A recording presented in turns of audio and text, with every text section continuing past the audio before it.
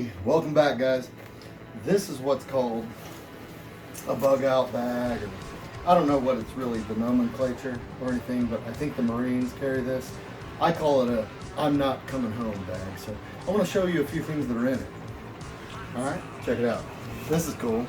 This is a K-bar. It's got some 550 cord on it. Take a close look at this blade.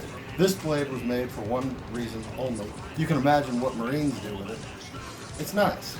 Now, hydrocarbons, Vaseline, A&D ointment are really good things to have in your kit because you can put it on your sharpened blade and prevent it from rusting. A good blade is hard to find. This is a good blade because it has a full tang. The tang is the part of the blade that runs all the way down to the bottom of the handle, which is called the butt. Hopefully, a good blade has a full tang. You can see this tang if you look real close. It's stamped on the bottom. You see that? That's part of the blade. Come closer. Come closer, guys. Take a look at that. That's a full tang blade. You see that little bit of metal? Yeah.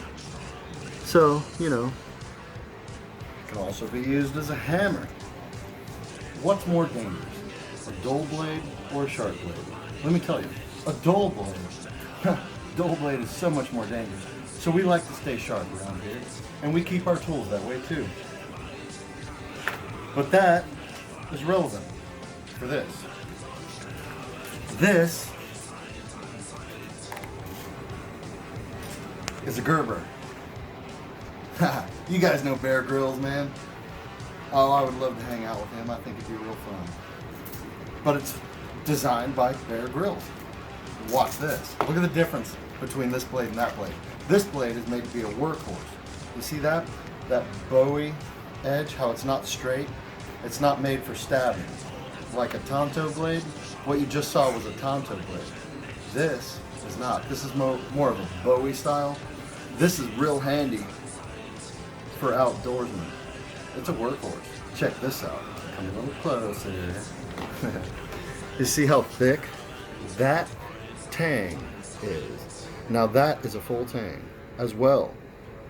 See how thick that is? It's even got a special little spot here that's used for striking a flint.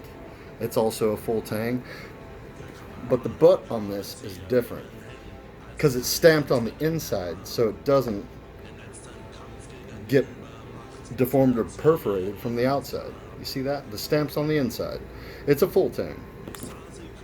It's also got a whistle for signaling. It's got a great handle.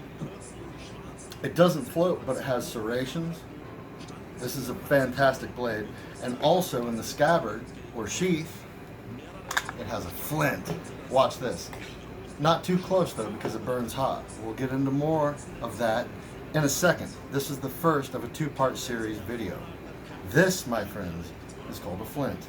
This is how you strike it.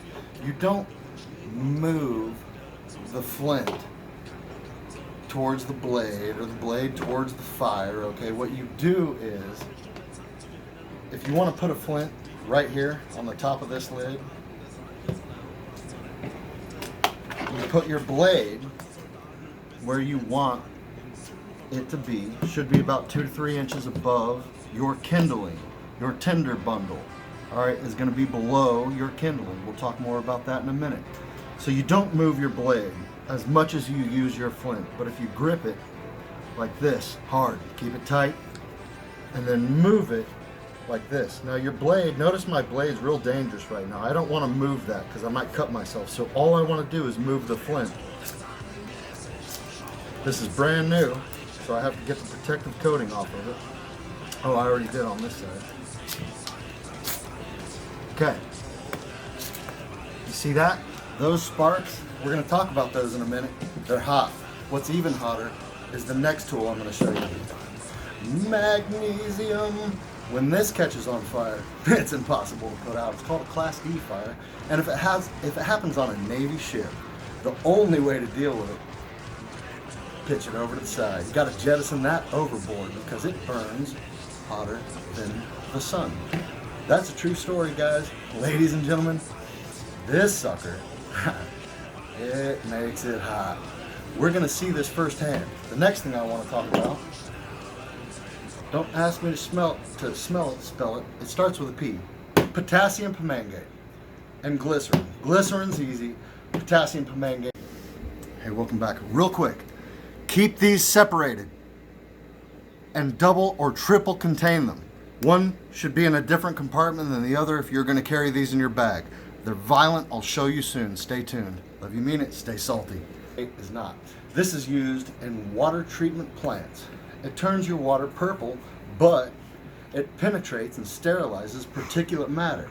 So if you just so happen to have some giardia or some nasty kind of parasitic or bacterial disease in your water, this will lick it. It'll knock it out. It'll clean it up and make it safe to drink.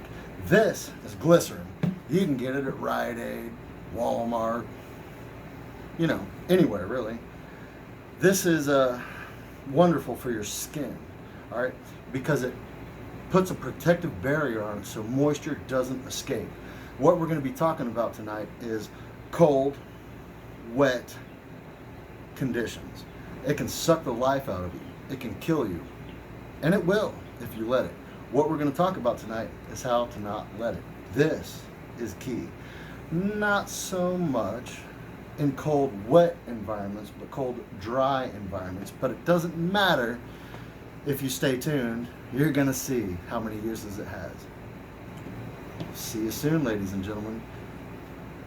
Stay salty.